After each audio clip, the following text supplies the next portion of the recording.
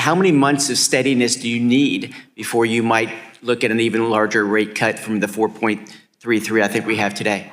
Yeah, so you're right.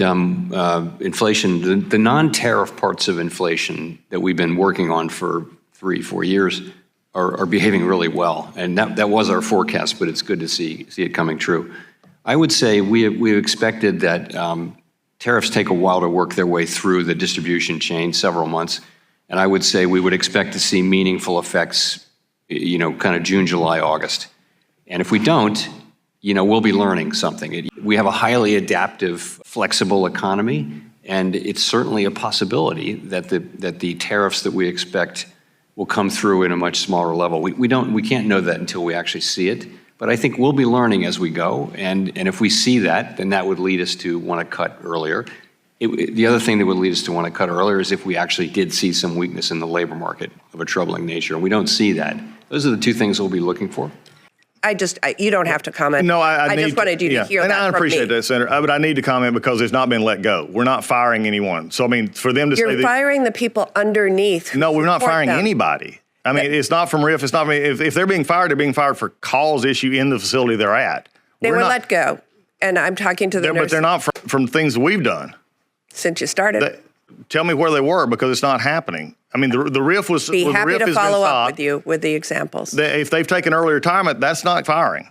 They're not there, and so you have to face that in order to keep your nurses and doctors who aren't being supported. I'll be happy to work with you, but there's no one being fired. They may have left for other reasons, but they're not being fired. To lower some interest rates, and by the way, match what the Bank of Canada, Bank of England, the European Central Bank, the Swiss Central Bank, a number of emerging central banks. By the way, that's your own assessment on page 33, where you're laying that out. Why aren't we doing what the rest of the world is doing? Is it because we're at full employment? Is it because of those tariffs concerns that you said weren't part of the analysis? Was it energy, groceries, durable goods? Why?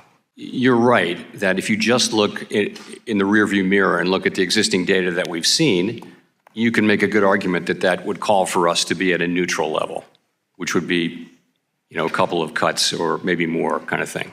The reason we're not is the forecast by all professional forecasters that I know of on the outside and the Fed do expect a meaningful increase in inflation over the course of this year. When I said we weren't going to talk about tariffs and inflation, that was to say until we see what the policies are. And so now we know a lot more. It's 6 months since I said that. But the question that the American people are asking is, why are Republicans hiding facts and the truth from America with respect to the possibility that their actions will drive us into another catastrophic war in the Middle East? Thank you.